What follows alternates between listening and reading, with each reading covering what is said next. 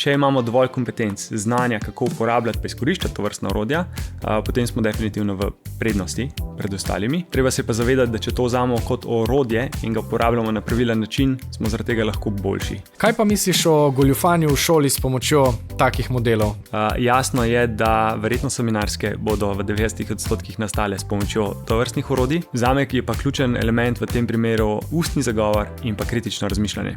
Se pravi, kaj je deepfake, so ponaredki? In naše fotografije, naš zvok, vse, kar uporabljamo, tudi podcast na koncu koncev, in lahko to izrabi za neko situacijo, ki jo ustvari, ki ne obstaja, zato da bi prišel pa se okoristil na moj račun.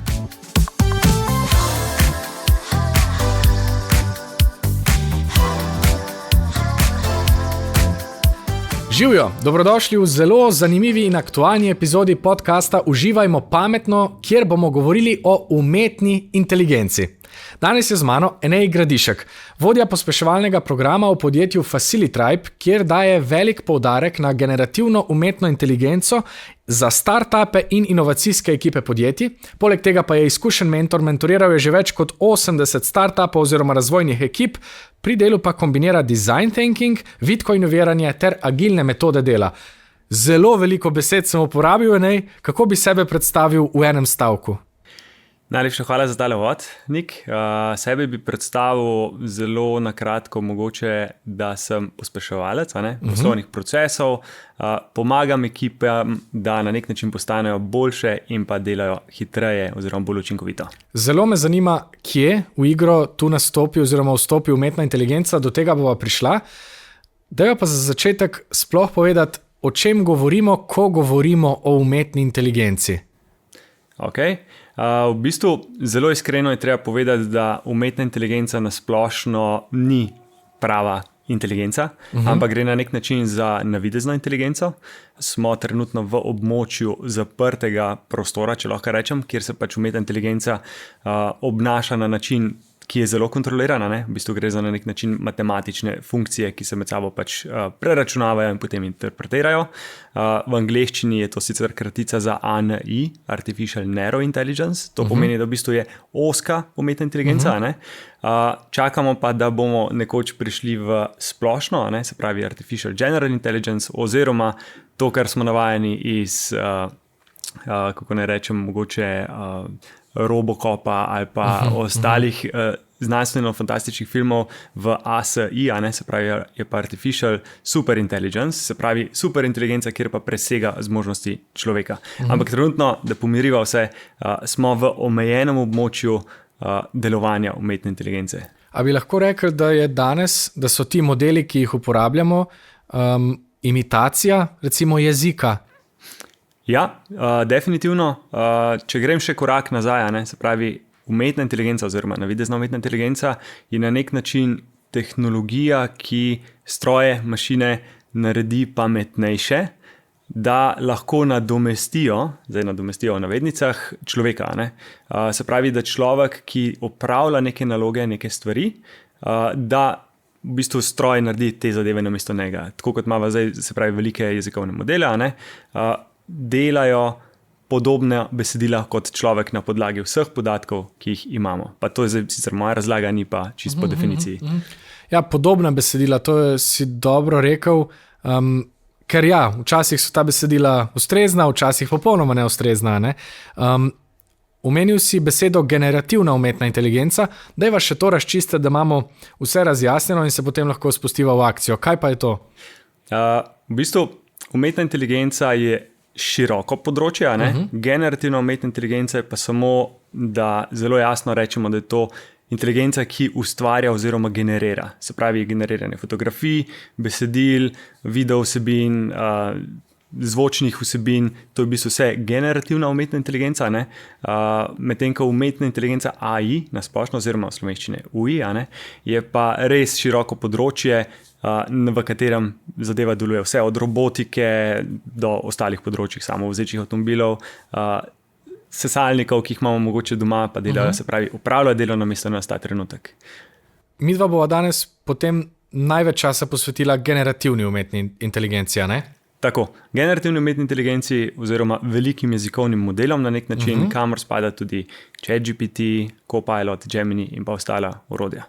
Super, a lahko zdaj pa kar našteješ, torej, kaj so najbolj pogosti modeli, najbolj pogosta orodja, ki jih uporabljamo, ko imamo v mislih generativno umetno inteligenco. Od zdaj naprej bom govoril samo umetno inteligenco, v redu. Zdaj vsi vemo, kje smo, pa o čem govorimo. Da ne govorimo o pametnih robotih, ki bodo prevzeli svet, ampak o modelih, ki ustvarjajo različne stvari, kot si povedal. O tovrstni tehnologiji, super.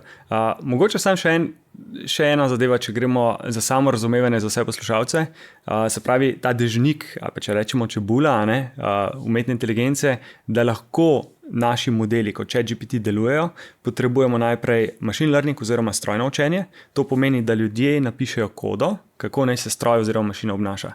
Da ta tehnologija pridobi na nek način neko pamet, potrebujemo drugi oziroma tretji nivo, potem deep learning oziroma globoko učenje. Tukaj noter so potem nevronske mreže, načini, kako se pravi matematika deluje, različne tehnike in znotraj tega spada potem generativna umetna inteligenca oziroma veliki jezikovni modeli. Zdaj to je samo zato pač dobro, da razumemo, da brez machine learninga oziroma strojnega učenja in pa globokega učenja tovrstnih tehnologij praktično ni na nek način. Pa še skozi analogijo, če imamo neke, recimo, robotski sesalnik, mu damo ukaz, kako naj se obnaša, se pravi, kako naj se giblje po našem prostoru. Če ga opremimo z globokim učenjem, se pravi, ima senzor in se, če premikamo v kuhinji stole, se pravi, se ne zaleti. Bi bilo pa super, ali pa mogoče slabo, čez par let, da ko boš prišel domov, te bo sesalec pozdravil, pa rekel, zdravo, živijo, kako si. To je pa še element, ko bi dal lahko znotraj, se pravi, velike jezikovne modele. Pa če odgovorim zdaj naprej, se pravi, kjera orodja trenutno obstajajo. Največji oziroma glavni ponudnik trenutno je OpenAI podjetje, ki je, se pravi, naredil model, ki se mu komercialno reče, se pravi ChatGPT. To lahko mogoče tudi kasneje razloživa, kaj pomeni kratica GPT. Potem imamo na drugi strani rivala oziroma ponudnika Microsofta, ki ima trenutno Copilot kot tržno ime, se pravi modela trenutno na trgu na voljo. Je pa zadeva takšna, da Copilot na nek način dela oziroma temelji na enaki tehnologiji kot OpenAI. Se pravi, uporablja isti model zadaj in deluje ta, jaz bom rekel, podobno, ne bom rekel enako, ker so malenkostne spremembe. Kot tretji največji rival potem je Google, kjer ima pač ponudnika Geminija. Lahko se dotaknemo tukaj še od Antropika Clauda. Claude je, se pravi, model iz Kanade. Smo ga pa dobili nekje spomladi 24 tudi v Slovenijo. Tako da zadeva je res sposobna, zelo dobro deluje, sploh na področju programiranja oziroma na področju IT-ja je trenutno, jaz bi rekel, danes, številka 1 v samem programiranju, se pravi boljši kot ChatGPT in pa Gemini pa Copilot. Lahko mogoče omenimo še od Inflectiona Pi, Meta, Facebooka, je v Evropi oziroma danes je ni na voljo, se pravi, da bi lahko do nje dostopali. In pa ne nazadnje lahko omenimo še najbolj kontroverznega od X-a, oziroma od X-a, Groka, se pravi, to pa od Muska. Jaz bi ga samo omenil, da obstaja, ne bi šel pa v globino, ker ima tudi sam mogoče malo več zadržkov. Ok, to so torej v bistvu vse modeli, vsa možna orodja, ki uporabljajo tehnologije, o katerih sva govorila in ki jih mi potem lahko uporabimo za skoraj karkoli. Ja, ta skoraj karkoli je kar huda obljuba. Mogoče, če rečemo, da tovrstni modeli so vsi orodja.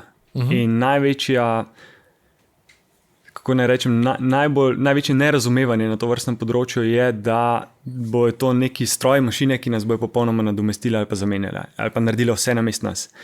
Treba se pa zavedati, da če to vzamemo kot orodje in ga uporabljamo na pravilen način, smo zaradi tega lahko boljši. Zdaj, v določenem segmentu se uporablja potem določeno orodje. Ampak vseeno pa najbrž bodo ta orodja imela vpliv na trg dela in zares nadomestila nekatera področja znotraj posameznih dejavnosti ali pač? Ja, jaz bi se tukaj strinjal in trenutno se to že dogaja, ampak počasi.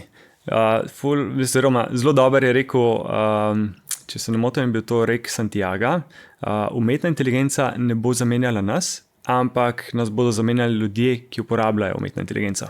Tako da, če imamo dovolj kompetenc, znanja, kako uporabljati pa izkoriščati to vrstna orodja, potem smo definitivno v prednosti pred ostalimi.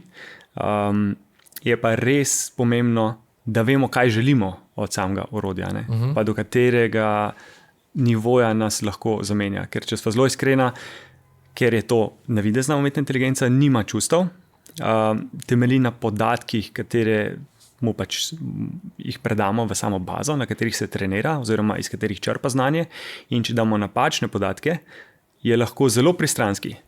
In tukaj človeškega faktorja trenutno ne moramo nadomestiti in je človek še vedno zelo pomemben. Malo bom za trenutek igral hudičevega advokata, pa vprašal še, kaj pa pri recimo ozkih poklicih, ki so zelo praktični ali pa res povezani samo z eno nalogo, ki bi jo morda lahko tak model lažje nadomestil. A so ti potem bolj v nevarnosti za v bistvu izbris, izumrtje, izginotje? Jaz nimam v bistvu odgovora zdaj ja ali pa ne, lahko pač podelim svoje mnenje. Jaz si še vedno mislim, da če človek, ki je na takšnem robnem pogoju, če lahko tako rečeva, če so uporablja umetno inteligenco, bo definitivno boljši. Kar je bilo v bistvu tudi dokazano z raziskavo, ki jo je pač izvajal Boston Consulting grupa, se pravi skupina konzultantov, več kot 750 je bilo vključenih, skupaj s fakulteto z Harvarda, in so dokazovali, da ljudje, ki imajo kompetence in uporabljajo, se pravi umetno inteligenco, orodja, se pravi, če imaš kompetence, pa uporabljaš orodja, so tvoji odgovori boljši in bolj kvalitetni. Je pa večja nevarnost, če nimaš znanja pa kompetenc, pa uporabljaš to vrstna orodja, so pa odgovori slabši in so zavajajoči. In to je v bistvu nevarnost, ker ljudje lahko nevede se zanašajo na to vrstno tehnologijo, kjer jemljajo vse za sveto, če lahko tako rečejo, ampak v resnici ni nujno, da je to res. Temu se tudi strokovno reče potem lahko halucinacija, če se model zmoti, če podaja napačno interpretacijo ali pa po domače povedano, če zabluzi. V tem primeru model zahalucinira, ampak če imaš kompetence pa znanje, veš, kdaj ne zaupaš v celoti. In se strinjam s tabo kot hudičev odvetnika, da je treba biti zelo kritičen pri samih rezultatih, ki jih dobivamo. Ja, pri rezultatih ali pa morda celo pri implementaciji ali pa uporabi umetne inteligence ali pa zakonodaji. Sej Evropska unija je že zdaj zelo proaktivna v reguliranju pa razmišljanju tega, kaj vse sploh lahko reguliramo, ker je to novo področje, ne? Res je. Največja težava oziroma je na tem področju težava je, kam spogrejo te podatki. Se pravi, pa mogoče, če razloživa kratico GPT, GPT pomeni Generative Pre-trained Transformer. Oziroma generative, če zdaj poslovenimo, je generativen, da sistem ustvarja, generira. Pre-trained pomeni, da smo mu dali ogromno količino znanja, informacij, knjižnice, Wikipedijo, celoten splet v bistvu v bazo, kjer on potem z različnimi tehnikami vrti podatke, preračunava in interpretira. Transformer je pa v bistvu beseda, ki jo lahko prevedemo kot transformator. Upam, da zdaj ne bo kdo se zapel v to besedo, ampak je sistem, kjer stolkni z nekimi žetoni, interpretira pa potem zlaga besede, kot jih vidimo. Zdaj, zakaj sem to rekel? Če pogledamo zakonodajo pa celotno zadevo transparentnosti, ne vemo v resnici, ni razkrito, kdo je avtor tega besedila. Se pravi, sem jaz, kjer sem napisal prompt, se pravi iskalni niz znotraj iskalnika, pa ko dobim odgovor, ali je vzadnji pač neka avtor besedila, končni avtor tega rezultata, ki ga dobimo, tako da je tukaj siva cona, če lahko rečem. In tudi Evropska unija, če se ne motim, se je približno leto pa pol oziroma 2 leti zdaj sploh usklajevala glede same definicije, kaj je umetna inteligenca, glede na to, da tehnologija omogoča toliko nekih stvari. Ampak je res takšno področje, da bo treba počakati. So pa, če se ne motim, avgusta letos smo dobili nek akt, kjer je zelo jasno določeno, katere zadeve bojo šle po kakšnih nivojih v samo uporabo. Ja, in po mojem mnenju nam radovednost in raziskovanje teh področji omogoča vpogled v to, kaj sploh so, kaj so potencialne pasti in kaj so potencialne prednosti teh orodij. Ne? Ker ko si rekel orodja, sem takoj pomislil naprimer na program Photoshop, ki se je prvič pojavil, smo tudi pričakovali, to bo zdaj popolnoma spremenilo naprimer svet fotografije, grafičnega oblikovanja in ga tudi je, ampak vseeno na način, da mu je mogoče drugačen napredek ali pa drugačno delo, mogoče več prilagodljivosti in drugačne akcije, dejanja, ki jih prej nismo mogli početi na ta način, ali pa jih zdaj lahko dela vsak, ki pa jih včasih ni mogel. Omenjal si že ChatGPT, a ga lahko zdaj pogledava kar v akciji, da začnemo z nečim konkretnim, pa pogledava, kako deluje, kaj je, ali pa kaj so preprosti primeri uporabe tako za vsakdanje življenje. Super, Ja? lahko pogledava. Odlično. Se pravi, ChatGPT smo odprli, smo se prijavili, ne? Se pravi preko spletnega vmesnika, jaz sem se prijavil svojim uporabniškim imenom. Mogoče je dobro, da v začetku poveva, ne, da imamo brezplačno verzijo, ne, kjer je pač na voljo široki javnosti oziroma pač vsem uporabnikom in pa licenčne verzije. Licenčne verzije omogočajo dostop do bolj naprednih modelov oziroma bolj natančnih odgovorov in pa več nekih funkcionalnosti. Jaz sam uporabljam licenčno verzijo, zaradi tega, ker zelo izkoriščam to vrstno tehnologijo in pa to vrstno orodje. Drugače pa zadeva je zelo enostavna, če si pogledamo, spodaj že sam predlaga, kaj lahko z njemu pač počnemo, ali ustvarimo sliko, ne vem, da me on preseneti, da načrtujemo.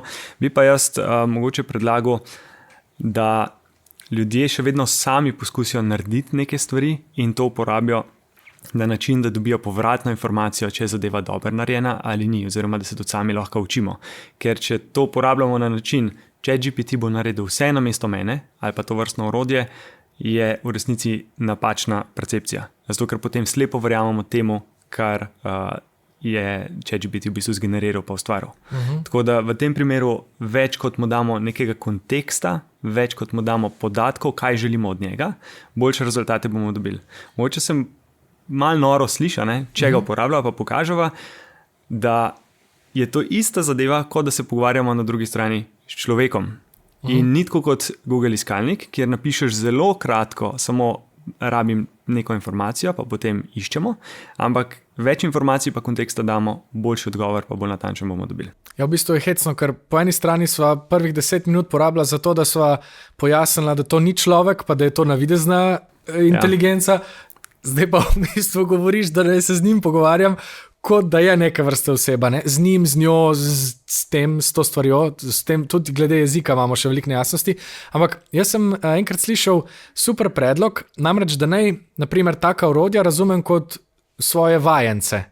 Kad da je to en vajenec, ki mi lahko pomaga, ampak vseeno moram jaz vedeti, kaj dela, pa kako delati z njima. Ne? Ni to vse mogočni rešitelj, ki bo zdaj prišel in naredil vso delo namesto mene. Ne? Res je, ja. Oziroma mogoče, ali pa tako kot mentor. Če si imel kdaj mentorja ali pa coacha, ali pa coach bi te v bistvu bolj spraševal pa usmeril, mentor ti pa v bistvu na nek način pomaga narediti pa ustvariti. In jaz ga jemljem tudi sam kot mentorja, tudi kot hudičega odvetnika. Naprimer, če naredim neko zadevo, ga prosim za brutalno iskrenost, a je ok ali ni, ne vzamem pa vedno vsega ven. Ampak vzamem tiste zadeve, ki se mi zdijo pač vredne. Je pa tako, da še vedno ni vse zavareta, ne, kar da. Ker je prelepo, da je res. Ja, a lahko, deva, kaj konkretnega bi lahko zdaj poskusila, naprimer, kaj se ti zdi taka preprosta prva naloga? Da ga vprašava na način, kako lahko on nam pomaga v dani situaciji. Pa mogoče, če odsimulirava neko zadevo, imaš mogoče v mislih, v kakšno pozicijo ga postavava in da on sam predlaga, kako bi nam lahko pomagal. Ja, recimo, da se pripravlja na pogovor z Enejem Gradiškom, ali pa mogoče ne raba razkriva tvojega imena, recimo z osebo, ki dela na področju uporabe umetne inteligence. Kako bi se, kaj lahko zdaj on naredi? Kaj bo ta stvar zdaj naredila? Evo, to me prav zanima. Ok. Jaz sem vmes že spisal, ne? Zdravo. Trenutno pripravljam na podcast na temo uporabe umetne inteligence.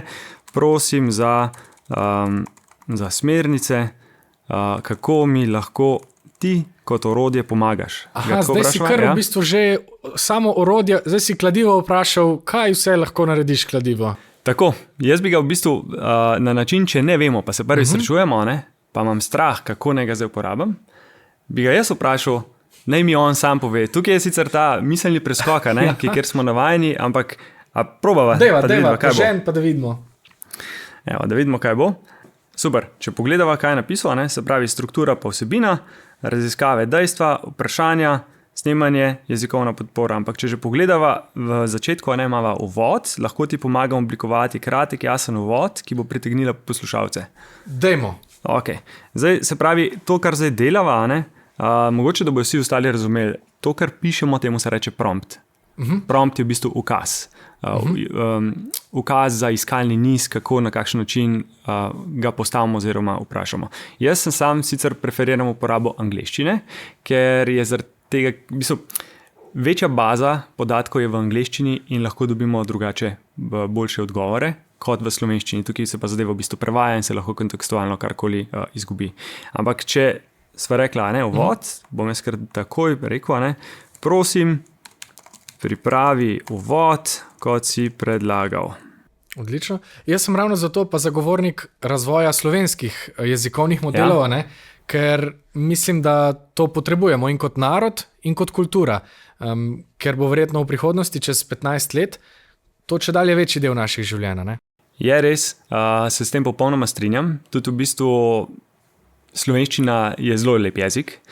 Je pa res, mislim, je škoda, da večja podjetja ne prepoznajo, ker nas je v bistvu vseeno toliko malo, da bi se tudi modeli lahko trenirali na to vrstne zadeve. Če se ne motim, sicer v Sloveniji poteka programa. Tako, razvija se model Povejmo in mislim, da je Slovenija tudi sicer v smislu raziskav in razvoja znanja povezanega z umetno inteligenco zelo napredna. Tako da jaz držim pesti, ta naša majhnost nas sicer lahko kdaj ovira, kdaj pa je lahko tudi raketno gorivo, zato da pičemo naprej. Poglejva, kaj je zdaj predlagal ChatGPT za najin uvod. Oprostite, prva stvar, čist predolg uvod. Tole, če bom jaz to vse govoril, boste vi že nehali poslušati. Vi boste, čist preveč. Čist preveč? Ja. Kar lahko narediva je, da mu enostavno samo rečeva, čist preveč. Uvod je popolnoma predolg. Kar tako boš. Tako, direktno, brez filtra, če lahko rečemo. Prosim, skrajšaj. Pa mogoče, če se sprašujejo zdaj poslušalci, zakaj hvala, zakaj prosim. Jaz sem sicer ne zaradi tega, da če pride do, da bi stroji pa zavzeli sveta, da bojo rekli, je pa takrat zelo lepo govoril, ampak na nek način lepa beseda lepo mesto najde. In na podlagi treniranih podatkov, zdaj to je moja teza, jaz sem ugotovil, da v resnici so boljši odgovori, če lepše z njemu govorim in se zahvaljujem. Ne vem, kakšne izkušnje imajo ostali poslušalci, ampak meni se je zadeva obnesla. Se pravi, prosim, skrajšaj. Pozdravljeni, evo. Zdaj pa če bo. Nastaja. Ja, no to je pa že praktično skoraj uvod, kot sem ga povedal prej. Super, zdaj lahko še eno stvar narediva kot trik. Zadeva mogoče zveni robotsko, oziroma se vidi, da ni tiste človeške note.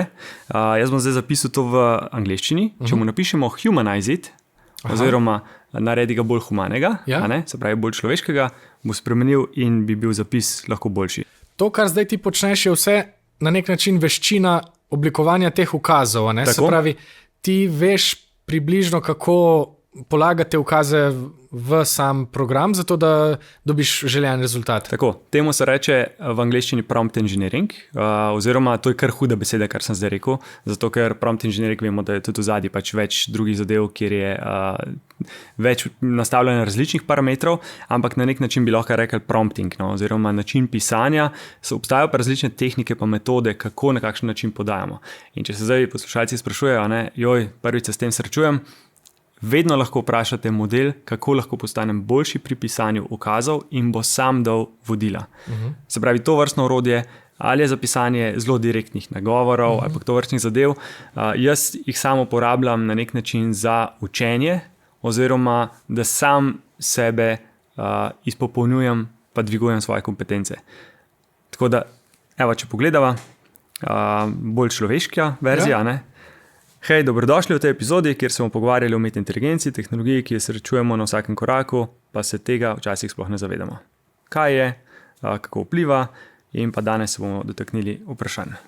Ja, to pa je že nekaj, kar je rezultat, s katerim bi bil zadovoljen za izhodišče ali pa za morda začetek, za osnutek.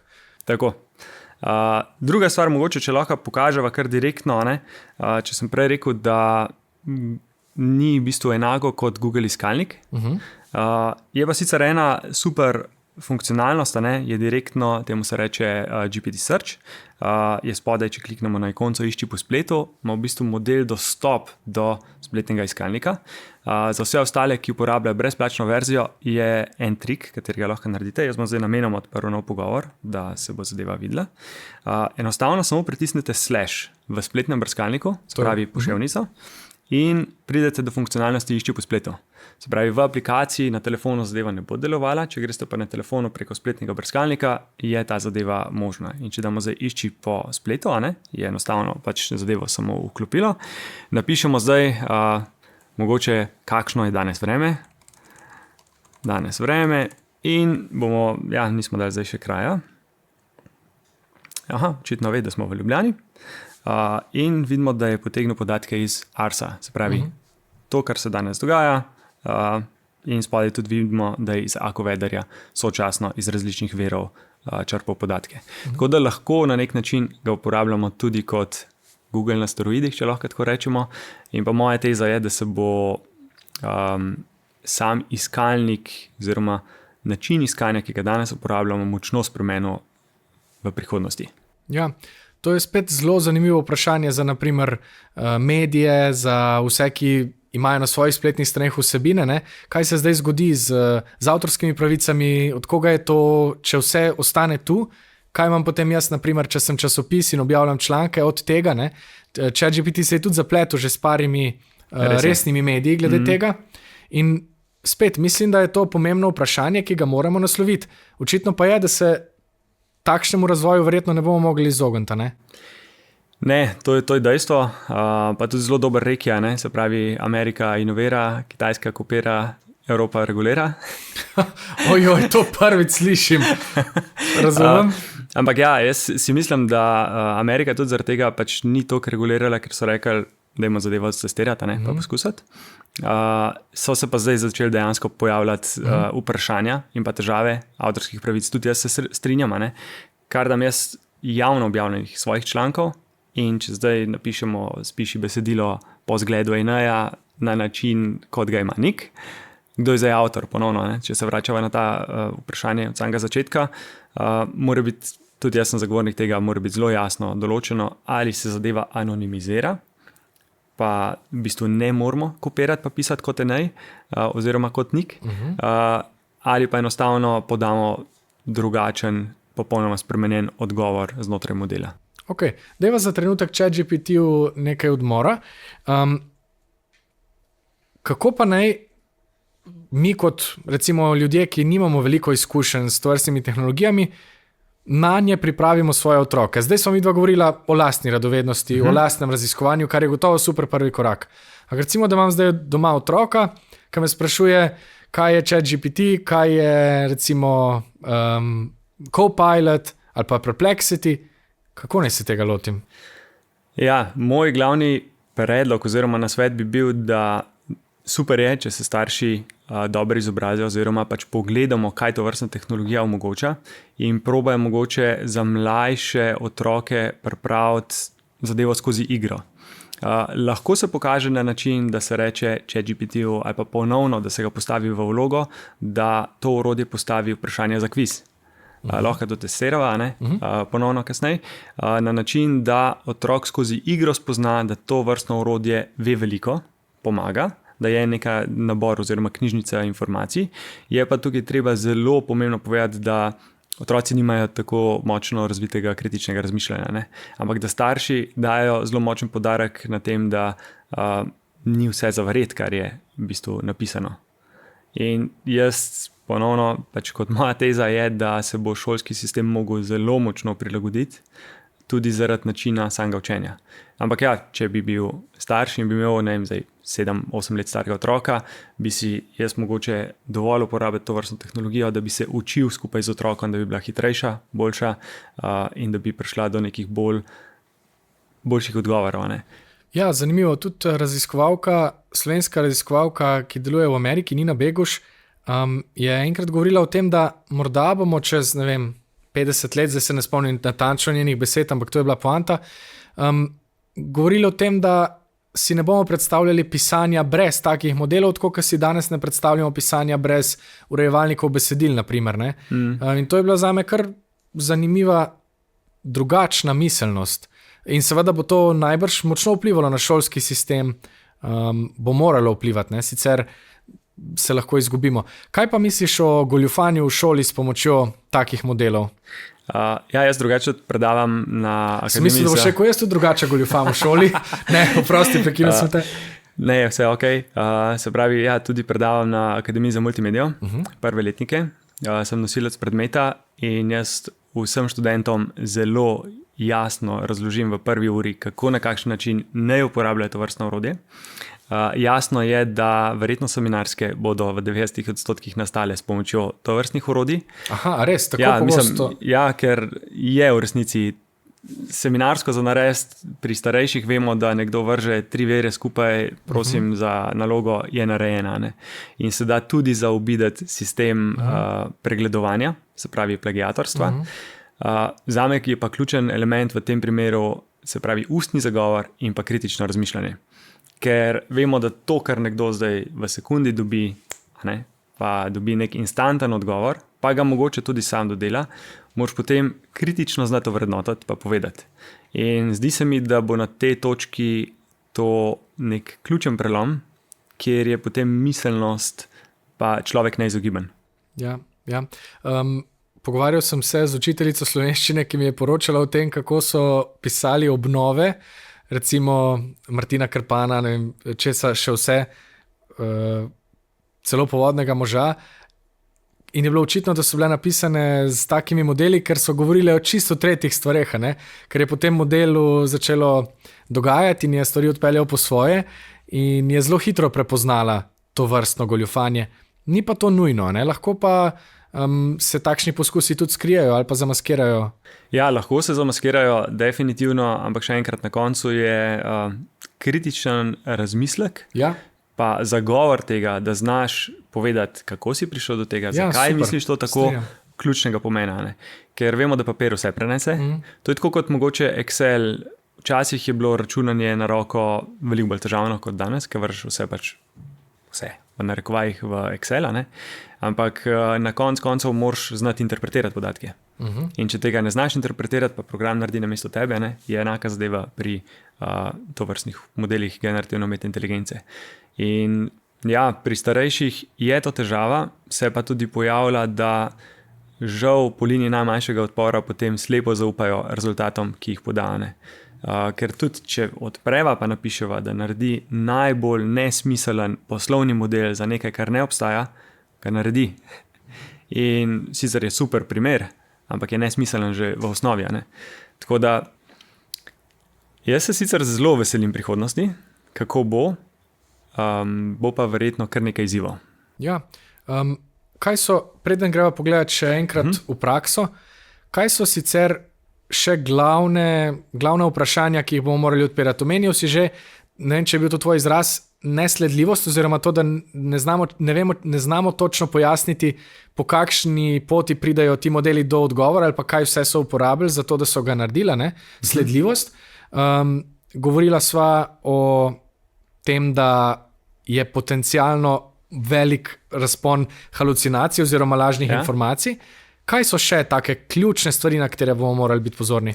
Etika, se pravi način uporabe etičnosti, pravičnosti oziroma pravil, pristranskost podatkov, to, kar sem že omenil, ker če ga napolnimo z res napačnimi podatki, sploh fake news, oziroma neresničnimi objavami, lahko model to vzame pač za sveto in je zelo hitro pride do zavajanja. Oziroma odličen primer, ki sem ga prebral pred kratkim, je bil tudi, če bi tak model bil na mestu osebe, ki je zadolžena za kadrovanje in bi sklepal na podlagi preteklih podatkov, recimo, da je v določenih podjetjih, v 10 podjetjih v okolici, je vedno bil podpredsednik, nečak ali drugi sorodnik od direktorja ali direktorice.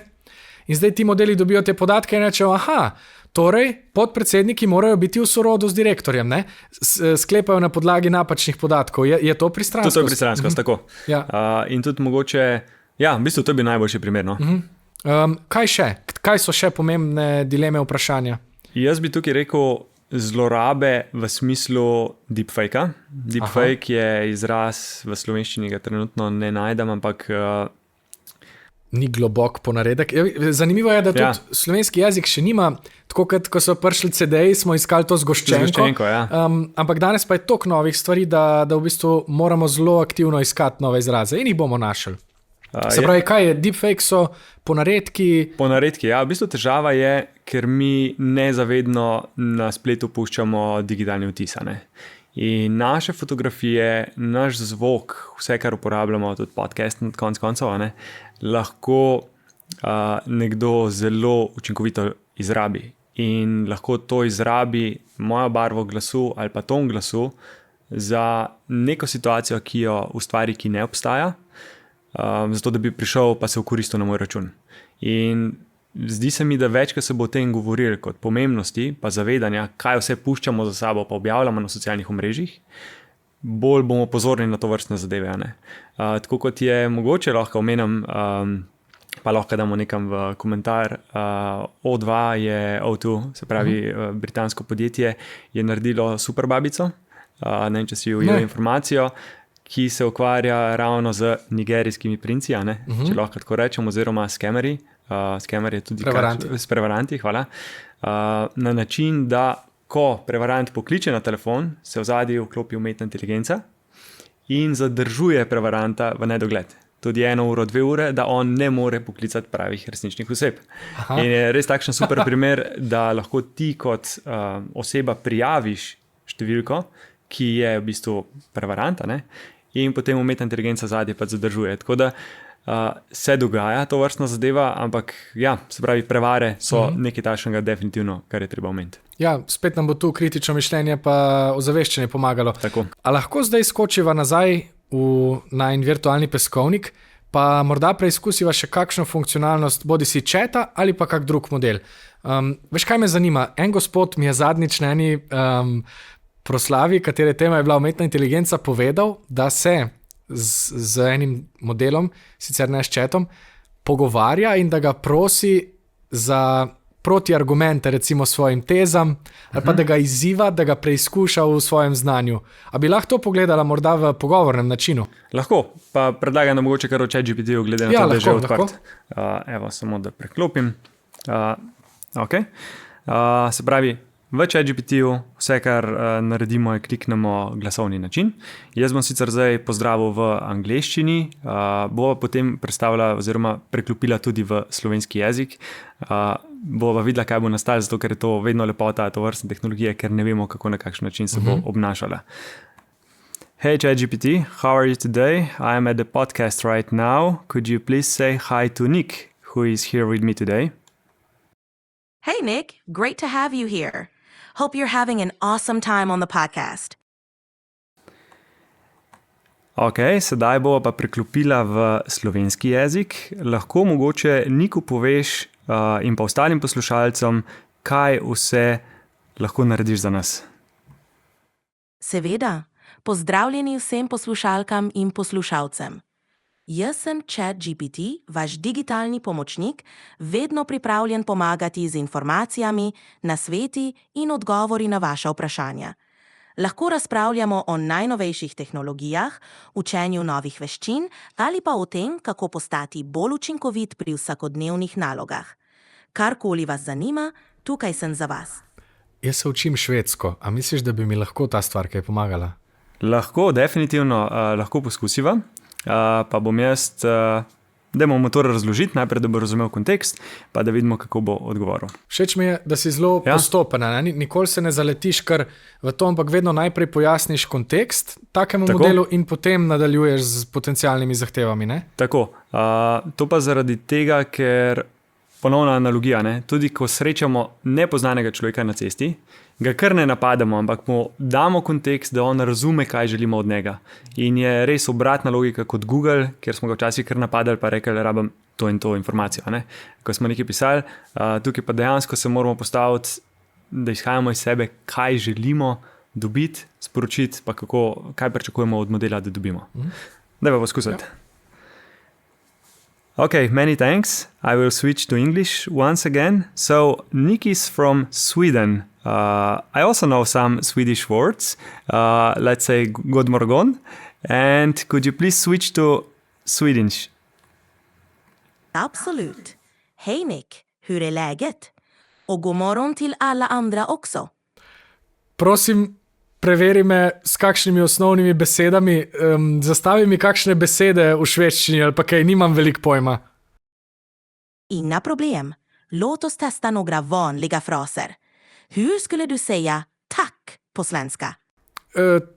Tak je hvala. Exakt. Tack betyder hvala på svenska. Bra jobbat. Vill du prova en till? Hur skulle du säga god morgon? To je dobro jutro. Precis. God In tako bi zdaj morgon. lahko nadaljevala. Tako, v bistvu tudi jaz sem se sam grščino učil na takšen način. Je pa tako, da lahko fonetiko zelo dobro treniramo. V bistvu je kot, spet v tujem jeziku, sparring partner. Oziroma v slovenščini je to lepše kot oseba, s katero treniraš oziroma se izpopolnjuješ. In zdaj se malo noro sliši, ampak jaz se včasih v avtu tudi po pol ure pogovarjam, ko se vozim. Se pravi, dam na prostoročno in se pogovarjam o različnih temah, kaj se dogaja, na nek način razvijaš debato, se poglabljaš v določene teme. Ampak a res, jaz tudi kdaj priznam, ampak imam včasih občutek, da je vseeno v nekaterih stvareh tak model omejen. Se pravi, da tudi recimo v ustvarjalni misli imam občutek, da je precej predvidljiv, da ni, torej da je malo bolj okoren. Ali to ni nujno tako? Je res, mogoče kdaj poskusi, da mu daš v samem začetku zelo jasna navodila, da naj bo brutalno iskren, brez mogoče filtrov, omejitev in pa da ne pričakuješ generalnih splošnih odgovorov. Da ga tudi na nek način modelu jasno daš vedeti, da želiš bolj eksaktne, bolj natančne informacije in se temu primerno tudi prilagodi. Seba popolnoma strinjam, so omejitve in kar mene pomerja je to, da z vsakim dnevom dobivamo novejše verzije in se modeli izpopolnjujejo. Mogoče še ta misel, današnja verzija umetne inteligence je najslabša verzija, ki jo kadarkoli uporabljamo. In v resnici, če je danes omejitev na neki točki, ni nujno, da bo tudi drug teden, ker se res eksponencialno zadeva razvija. Pa jaz imam še eno tezo, namreč, da so vseeno te stvari so že mrtve, torej so fiksirane. Ti modeli so stvar izpred 5-6 let, podobno kot lahko razmišljamo v knjigah, so bili narejeni, zdaj pa pač generirajo stvari. In ustvarjalna misel človeka je pa vseeno nekaj tako zelo naprednega, iskrivega, pa močnega, da presega tisto, kar je bilo v preteklosti. Se strinjam. A lahko pogledava še kak model, zato da ne bojo gledalci rekli, to je bila reklama za ChatGPT. Ni bila. Mi nismo samo za OpenAI. Poglejmo še, kaj so druge možnosti. Gremo mogoče na Perplexity. Pa poiščva kak primer, naprimer, rabe tako v vsakdanjem življenju, nekaj, kar nam lahko olajša življenje. Recimo, jaz se učim kuhati trenutno in zelo slabo mi gre. Okay. A mi lahko te zadeve kaj pomagajo? Da vam kar narediti na tem primeru, se pravi, kako postati boljši kuhar. Dobro. Ja, uporabili smo model Perplexityja, je v bistvu tako kot Google iskalnik, da pa, kar je meni všeč pri tem modelu, da daje različne vire in lahko kombiniramo in pogledamo tudi referenčne dokumente, iz katerih črpa. Se pravi, jaz bom uporabljal angleščino, how to, dajmo kar... Oprosti, a Perplexity ne govori slovensko? Govori, ampak je bolj zaradi baze, ker je pač močnejša, I would like to become better at cooking. Could you please give me some advices? Napisal, rad bi postal boljši v kuhanju, mi lahko daš nekaj nasvetov ali... Kaj mu še dodamo, se pravi nasvete, how to start. Se pravi, kako začnemo, Ja. Vidimo, da na vrhu prikaže različne vire, iz katerih je zadevo pobral, in predlaga, da začnemo z nekimi osnovami, da splaniramo in kako začeti na takšen način. Zdaj, kar je meni super, je, da on že kar sam na dnu predlaga določene usmeritve, kaj lahko razširimo, mogoče kako lahko pač boljš režemo, kako lahko začnem z nekim prijateljskim oziroma beginner friendly, to so začetniškimi recepti, pa če zdaj to kliknemo, bo ponovno samo poglabljal. Recimo, jaz bi včasih to napisal, naprimer, kar v YouTube, ne? Recimo, kako začeti s kuhanjem, pa bi verjetno tisti video mi dal zelo podobne odgovore, kot jih zdaj gledava. Tako, s tem, da tukaj je zadeva še bolj koncentrirana, to, kar na nek način se mi zdi, da ljudje rabimo pa iščemo. Nijamo več, ne vzamemo si več časa za iskanje, ampak iščemo nek instant odgovor, saj zdi se mi, na način, kjer pa lahko to orodje zdaj izkoriščamo, je pa, da dobimo in je zadeva tudi podprta. In zdaj, če je na primer tukaj nek primer, bom sam kliknil na neko dvojko, vidimo, da so tukaj veri, kjer se lahko ponovno poglobimo. Tako da vidimo, da si model ni zmislil vseh stvari, ampak lahko dejansko preverimo in primerjamo, iz kje črpa same podatke. To je pač čisti primer Perplexity-ja. Če si pogledamo še tretji primer Google Gemini-ja. Okay. Tukaj pa enako, pač v Google Gemini-ju lahko, tako kot v ChatGPT-ju uporabljamo, pa lahko mogoče testiramo please create an image of Slovenian breakfast. Dajmo poskusiti narediti sliko, kako bi izgledal slovenski tradicionalni zajtrk. To je pa ta funkcionalnost generiranja podoba, ne? Ki jo ima tudi ChatGPT, kot si rekel. Tako.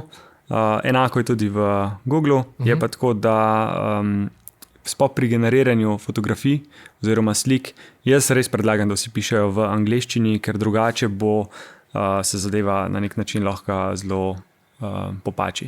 Slikca sicer, če povečamo, videti ok, sicer nimamo medu, ne?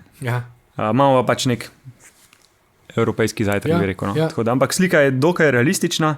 Zdaj, če bi bilo prvo vprašanje, na kaj bo treba biti pozoren, je, kaj na koncu bo resnica, kaj bo res, ne?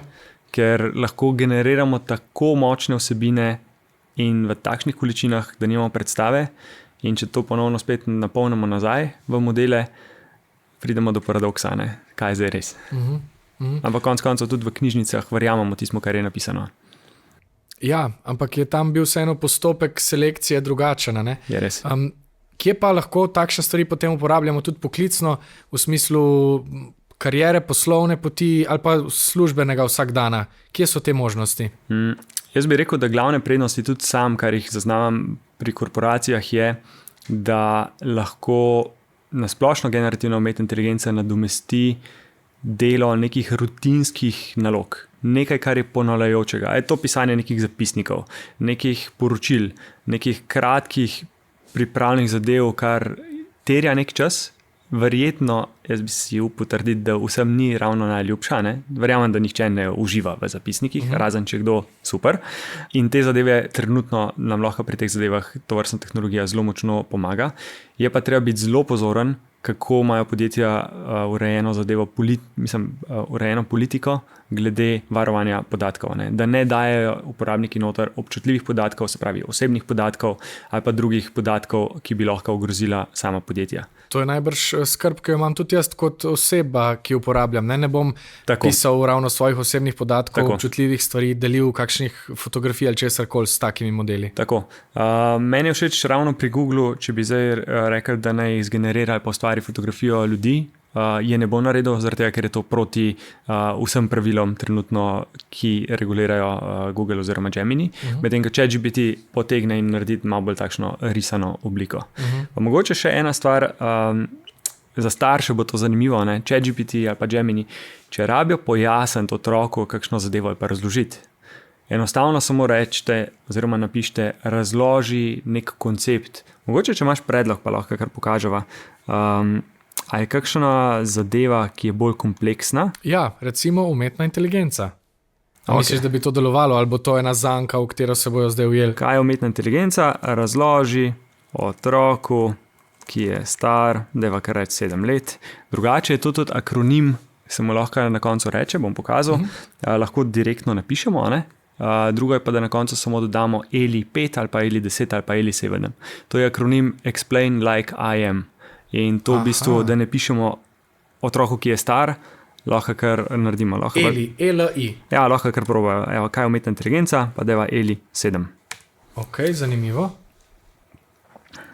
Evo, umetna inteligenca je tehnologija, ki omogoča strojem, da mislijo, rešuje probleme. Primer za 7-letnika. Predstavljaj si robota, ki se uči prepoznati tvoje prijatelje, gleda slike in se spomni, kdo je kdo, podobno kot ti, ko si zapomniš obraze.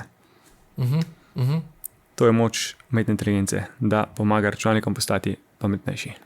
Razumem, ja. Tako da na način, ko je treba kot starš razložiti kako stvar ali pa pomagati pri učenju ali pa matematičnih funkcijah, zakaj je zdaj to tako, je to vrhunsko orodje, kjer se lahko tudi sami učimo, pa poda nek drug aspekt, pa zelo zadevo zloži. Tudi ta akronim ELI je koristen v drugih situacijah komunikacije, ko želimo nekaj poenostaviti. Se ne rabim, ni treba, da razlagam 12-letnemu otroku, ampak mi bo veliko krat, če vnesem ta ELI 12, pomagalo nekaj razložiti, recimo, ne vem, kakšno zapletenejšo temo, znanosti ali pa česa tazga, ne, na bolj preprost način, ki ga bo razumelo več ljudi. Zanimivo, nisem poznal tega akronima.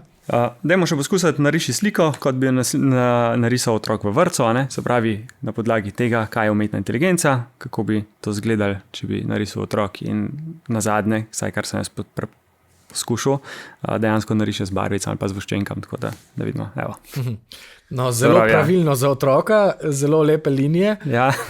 Ampak razumem, tako si ta model trenutno to predstavlja. Ja, ampak to je zdaj samo neka splošna risbica, očitno ni razumel, sem dal jaz zelo slab ukaz, da naj nariše umetna inteligenca. Zanimivo, zdaj si se zelo zanimivo si branil modela, ne? Se pravi, rekel si, moj ukaz je bil pomanjkljiv. Tako. Ker sem enostavno dobesedno ni razumel konteksta za nazaj, pa uporabil sem tudi slovenščino in zato je takšna slika. To je zelo zanimiva miselnost, ker jaz, če si predstavljam sebe čez 40-50 let, se bo to zgodilo rekel, to ni nič, to je brez veze in bi šel stran. Ti pa si rekel, ne, premisel, če lahko morda preoblikuješ ukaz, ne? Tako. In tukaj je res ta del miselnosti ključna, za vse uporabnike, ne se ustrašiti, čim več delite v iteracijah, se pravi ponavljajoče, da poskušate, dajte eksperimentirati, testirati. Praktično, kar gre lahko narobe, je, da slepo zaupate podatkom, ki jih poda, pa res uporabljate kritično razmišljanje.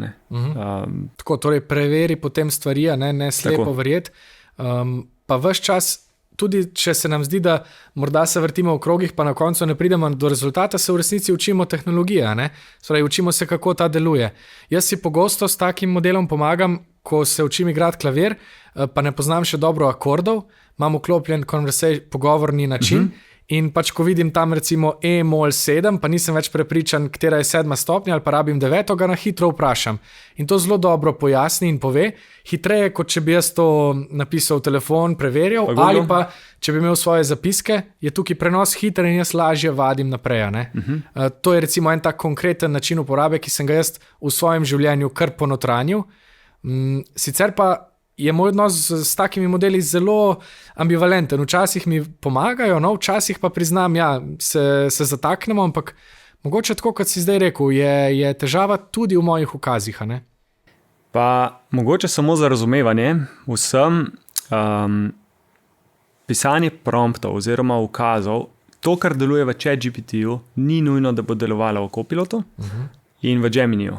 Zato, ker so zadnji drugačne tehnike, drugačni modeli in dobro je pa, da razumemo zaradi tega, ker ponovadi, kar jaz opažam, ljudje rečejo, ChatGPT dela vrhunsko, Gemini ali pa Copilot pa ne. V bistvu je težava v nam, ker ne znamo na pravilen način postaviti prompta oziroma ukaza, da bi sistem nam podal boljši odgovor.